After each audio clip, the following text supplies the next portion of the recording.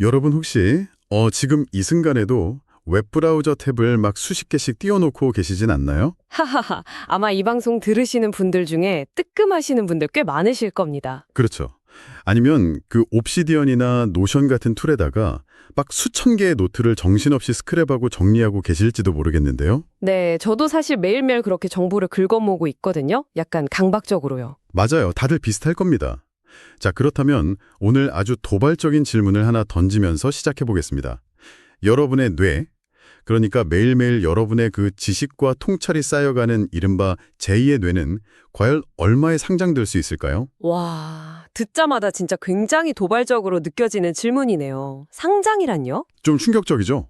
자, 이걸 하나씩 풀어볼까요? 오늘 저희가 본격적으로 파헤쳐볼 이야기는요.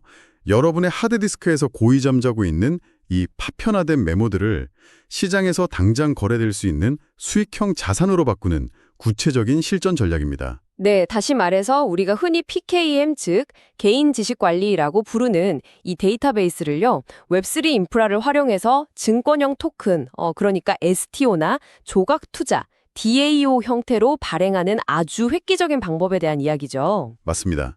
오늘 다룰 자료는 지식의 상장, PKM 데이터를 STO와 DAO로 자산화하기라는 제목의 심층 리포트인데요.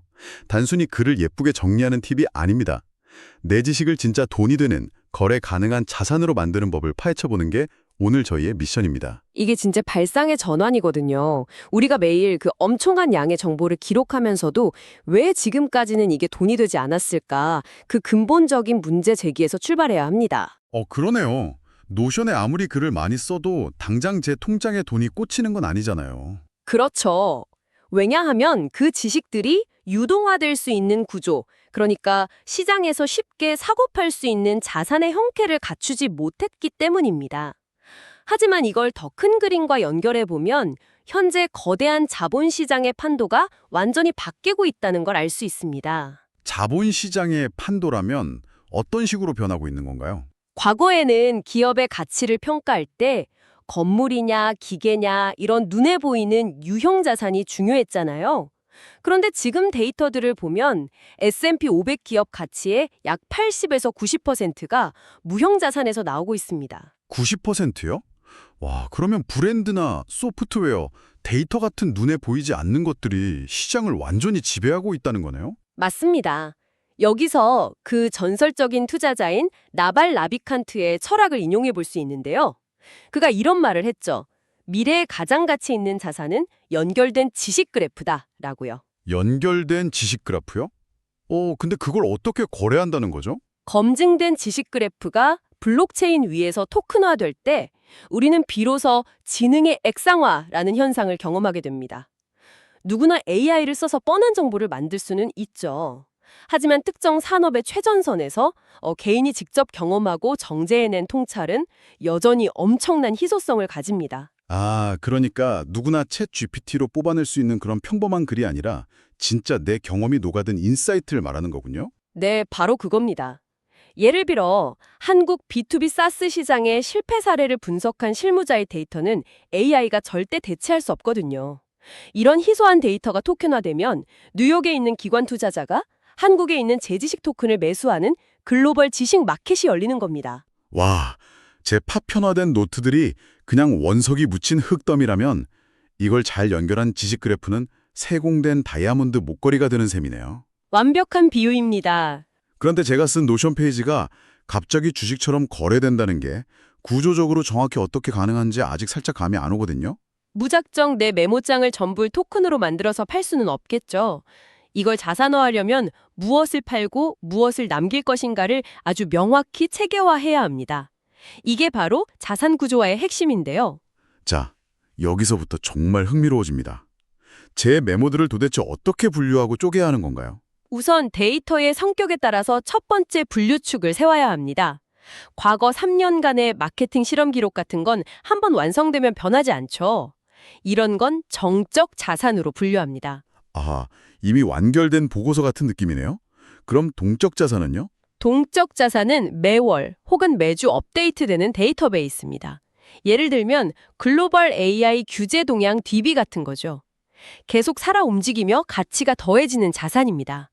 정적 자산과 동적 자산. 깔끔하네요. 그럼 두 번째 기준은 뭔가요? 권리의 범위입니다. 이게 기존의 전자책 판매와 이 웹3 기반 자산화가 확연히 달라지는 지점인데요.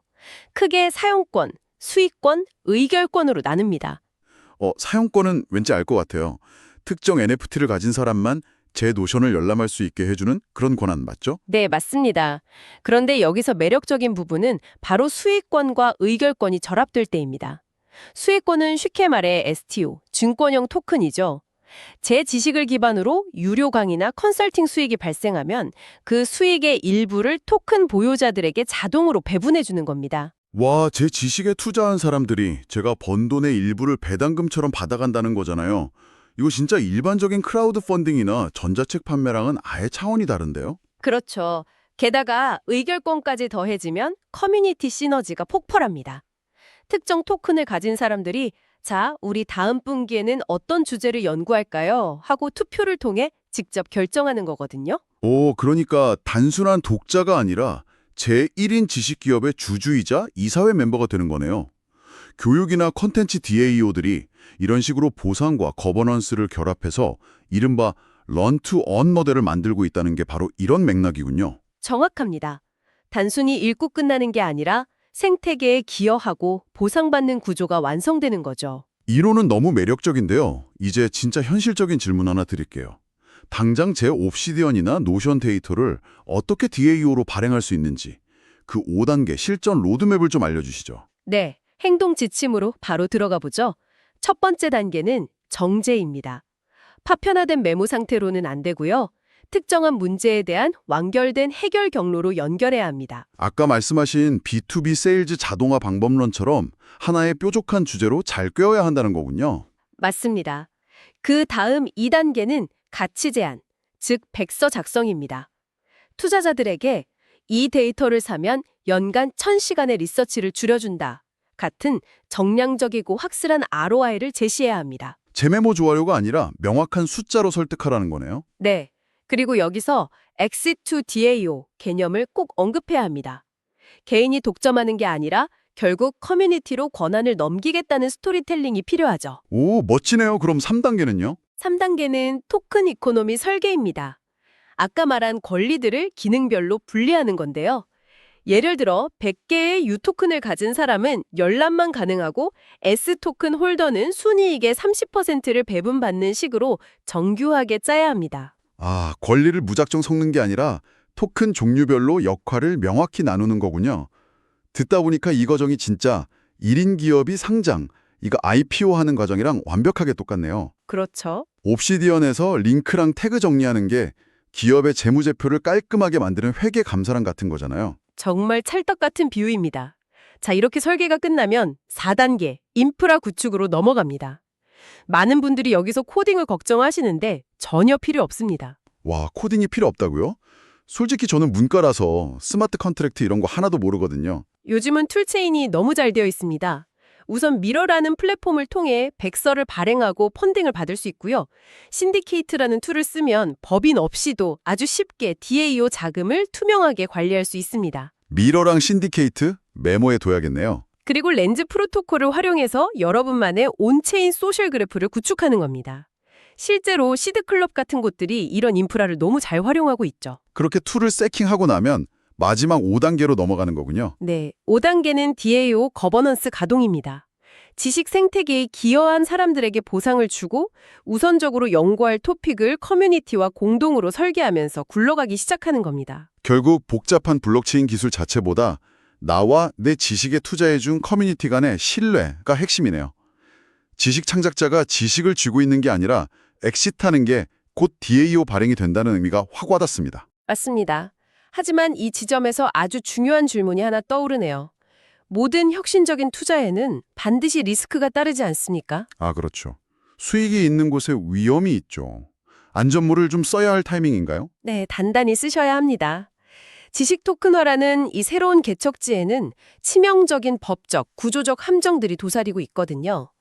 가장 첫 번째는 바로 저작권 침해 리스크입니다. 저작권이요?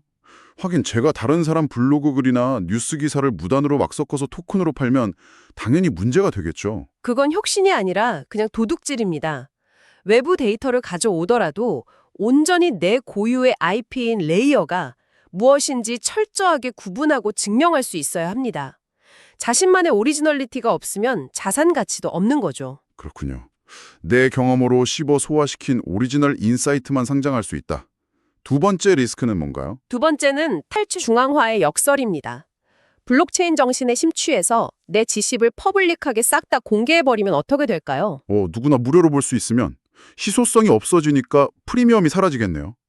아무도 제 토큰을 안 살 것 같은데요. 정확합니다. 그래서 무료 레이어와 유료 토큰 레이어를 아주 영리하게 분리해야 합니다. 대중적인 정보는 풀되 핵심 통찰이나 원본 데이터는 토큰 홀더만 볼 수 있게 감춰야 한다는 거죠. 뼈아픈 형실이네요. 모든 걸 투명하게 하면 오히려 자산 가치가 증발한다.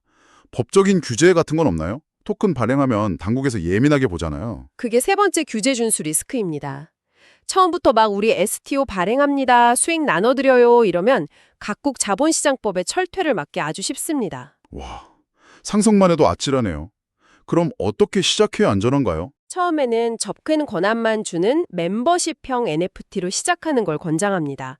그렇게 커뮤니티를 다진 후에 법적 자문을 거쳐서 점진적으로 증권형 토큰으로 확장해 나가는 줄타기가 필요하죠.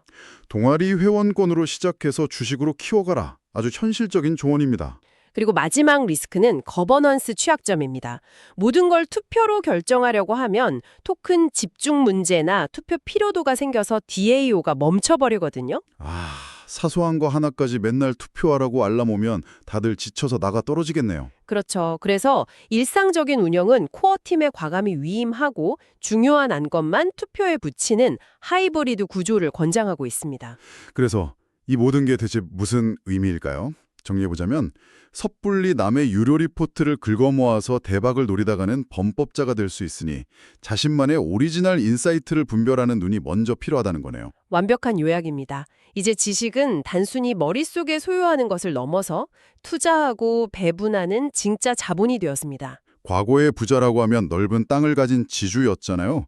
그런데 미래의 부자는 가치 있는 지식 그래프를 소유하고 이걸 유통하는 이른바 지식 영주가 될 거라는 말씀이시군요. 네, 날카롭습니다.